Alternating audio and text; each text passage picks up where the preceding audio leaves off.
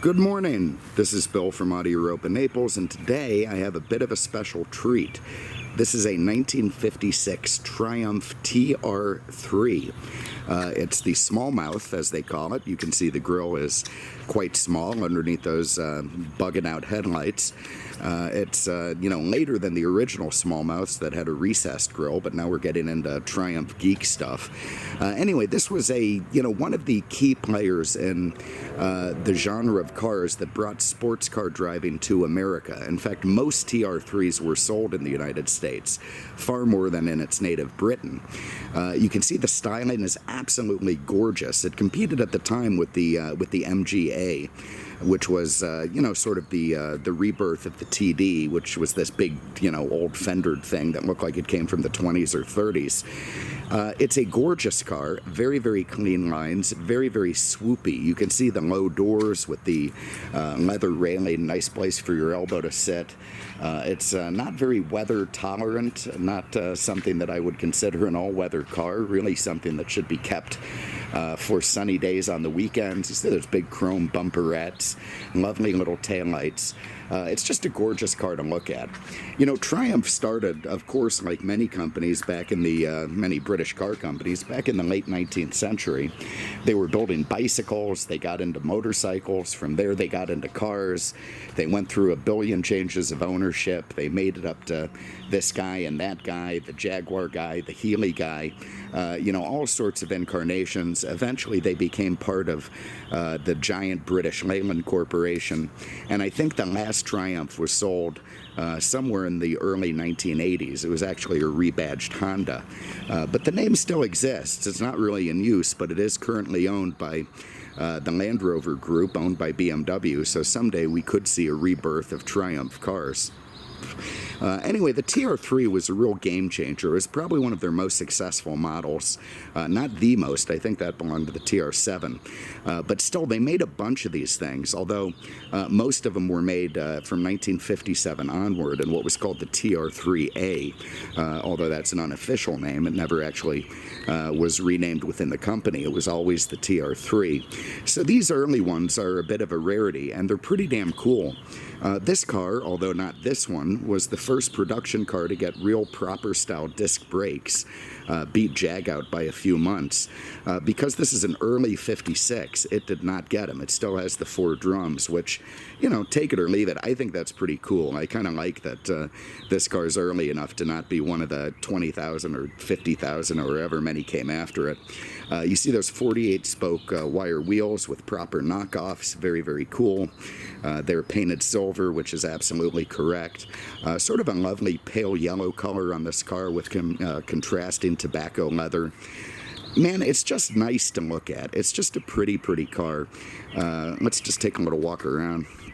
Now, the top frame is kind of sitting like this because that's the way it goes. When you have the soft top bolted to it, it gets the sun out. It doesn't really get the rain out, maybe a little bit. But when you want to go topless, which you're going to want to do most of the time, you pull the soft top up completely, fold it up, put it in the trunk. It also has side curtain doors, which you can do the same with.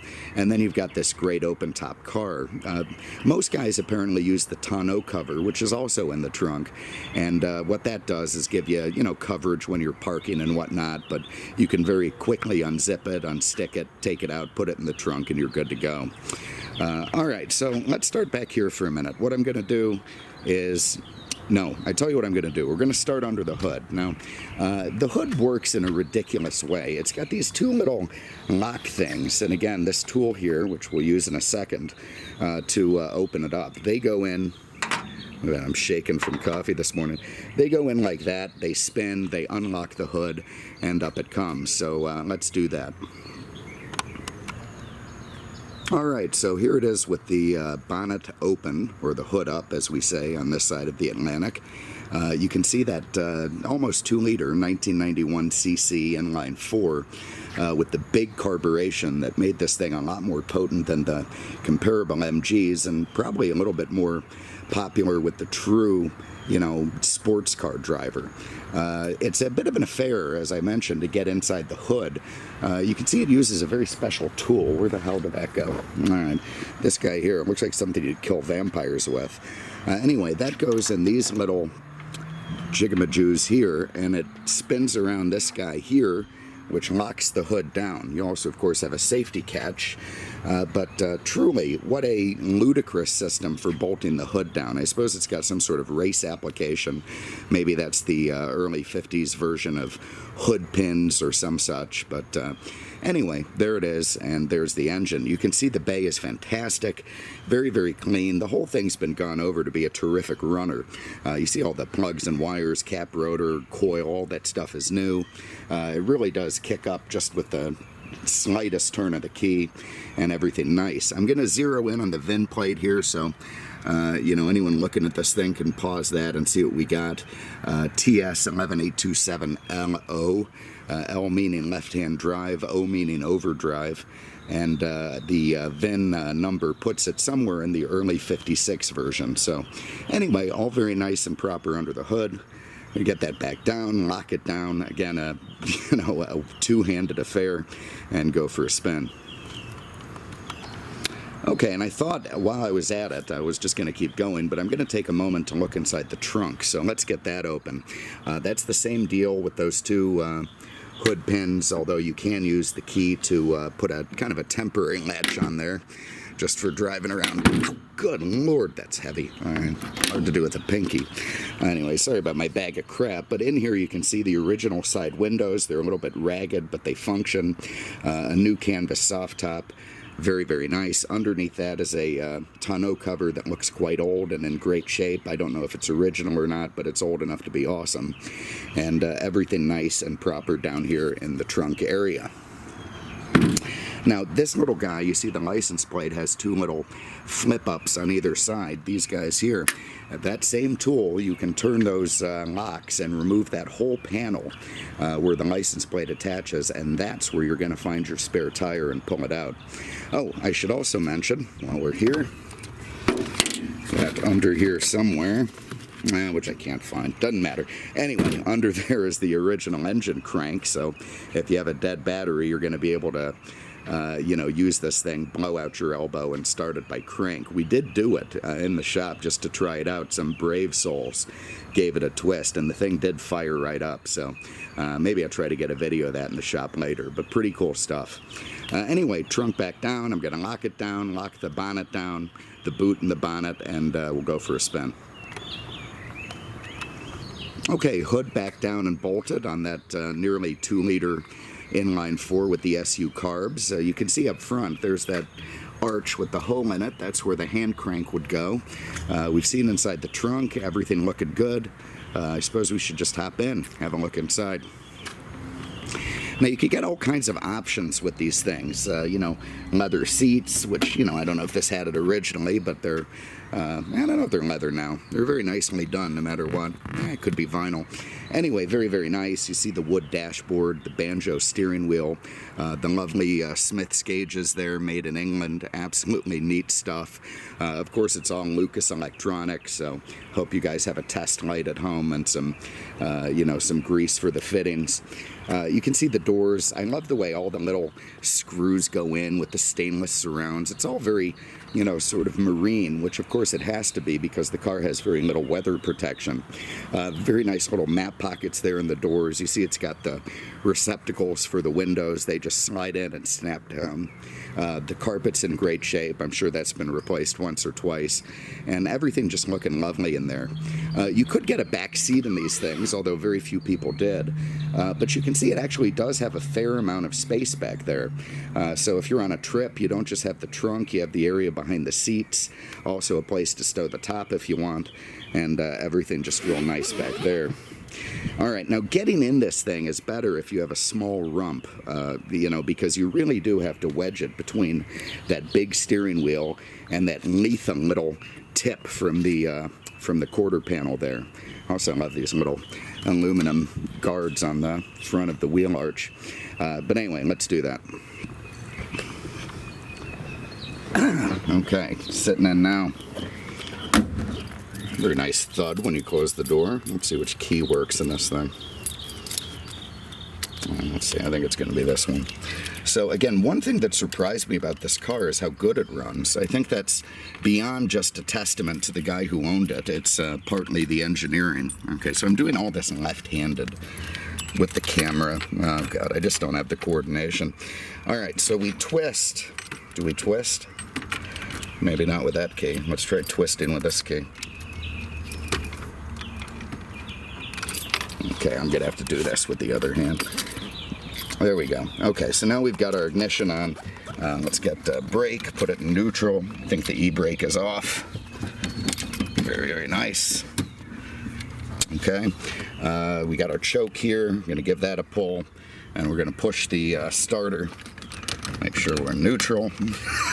I'm telling you, safety first. Listen to the way that thing purrs. A quick push of the starter button, and she's up and running. Okay, you can see very nicely laid out gauges, what you need. You got your tach, your miles per hour, showing 4,000 on the clock. You know, who knows what it has? Who honestly has a clue? It could have whatever you want it to have. You know, I didn't really research the dash on this thing, unfortunately. I knew I forgot something, so I'm not entirely sure what the switches do. I don't think this is headlights. That could be the overdrive switch. This rheostat probably resets the trip odometer or is a dimmer.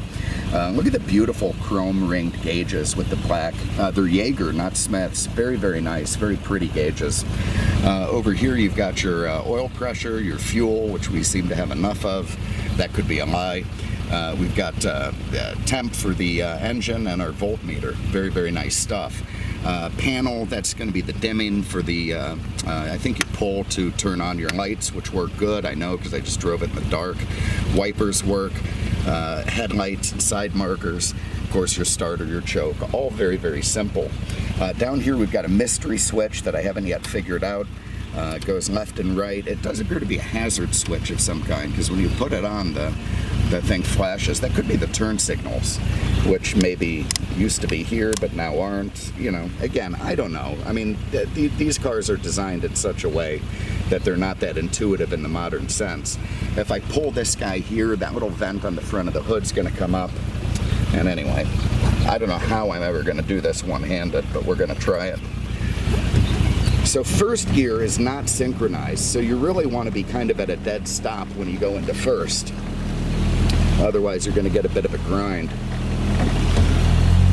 With a little mirror, that's fantastic. All right, away we go.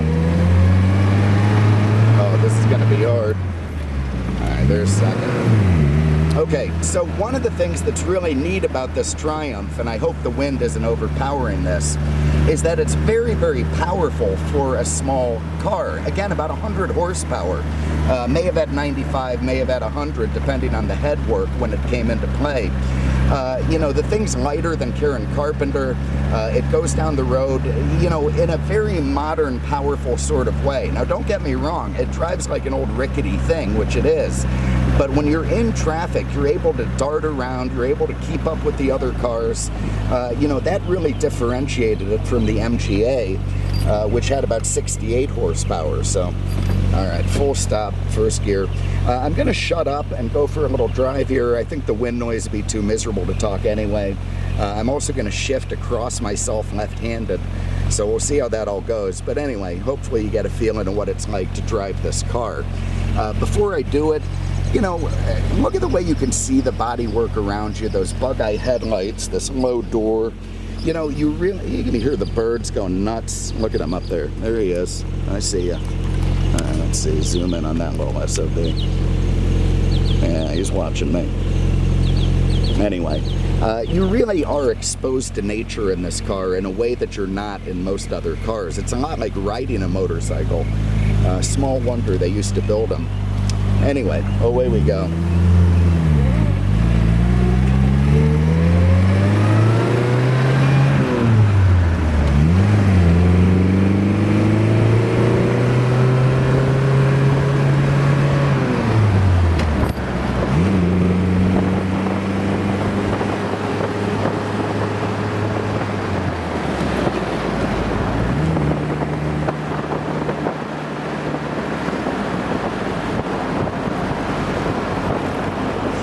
Alright, so how cool is that? What a fantastic driver this car is. Goes down the road beautifully, shifts beautifully, engine just purrs. It's a fantastic, fantastic machine. Get that choke down. An absolute joy to drive. So if you have an interest, give us a call. Again, this is a 1956 Triumph TR3 Roadster. Beautiful, beautiful condition. Lovely physically, lovely mechanically, and a real treat to look at and drive. So on the web at mercedesexpert.com, or give us a call, 239-649-7300. I'm going to get on my little scarf and my driving gloves, put on my hat, and you know, elbow patches, pipe, and motor my way into work like I'm a Vermont professor on his way to Dartmouth. So thanks again for having a look. We'll see you with the next one. Take care.